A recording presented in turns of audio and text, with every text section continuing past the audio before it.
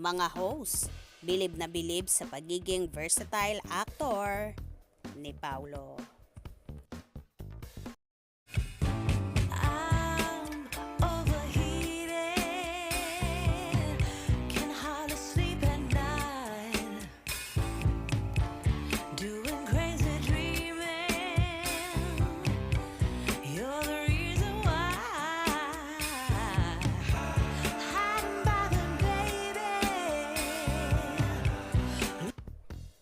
Sa naganap na guesting ng isa sa bida ng K-hit drama series at Pinoy adaptation na What's Wrong with Secretary Kim na si Paulo Avellino sa TAG 91.1.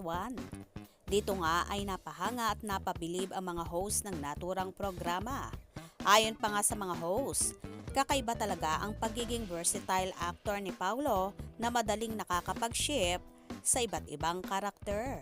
Bukod pa dito, nabanggit ng mga host na super galing talaga ng aktor at isa raw siya sa pinakakalmadong tao sa showbiz. Kaya naman daw, hindi rin nawawala ng proyekto ang binata. Kahit nga daw noong nag-guest lang si Paulo sa Ang Probinsyano, kung saan taong 2016 ay ipinost pa ng host at sinabi niyang napakagaling na actor ni Paulo kahit konting exposure lang ang naganap sa kanya sa Ang Probinsyano. Yes. Diba? Isa to sa aktor na very versatile. Alam mo yung kakatapos lang ng ganitong teleserye niya na iba yung Paulo Avellino tapos biglang magsiswitch sa ganito. Iba, parang alam mo yun, kaya mo Paulo yung iba't ibang klase ng character na iportray. Diba? Ang galing, nakakatuwa. Kasi, alam mo yun, ang bilis ng pag-switch. Natanong din kay Paulo kung hindi daw ba siya nahirapan nang tanggapin niya ang What's Wrong with Secretary Kim kung saan ang bilis niyang nag-switch ng karakter from heavy drama sa linlang. Then, rom-com naman sa What's Wrong with Secretary Kim.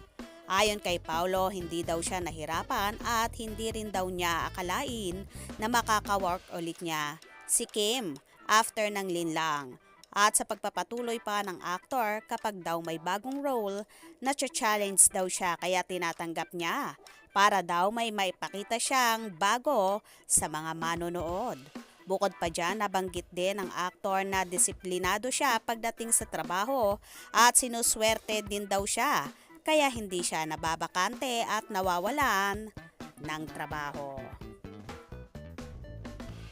Well, hindi naman talaga maikakaila kung gaano kagaling na aktor si Paulo dahil kayang-kaya niyang i-portray ang iba't ibang karakter. Good job, Paulo! Kaya naman tumutok at huwag na huwag pahuhuli sa mga maiinit na kaganapan. Anong inyong magiging reaction sa bidyong ito? Comment below.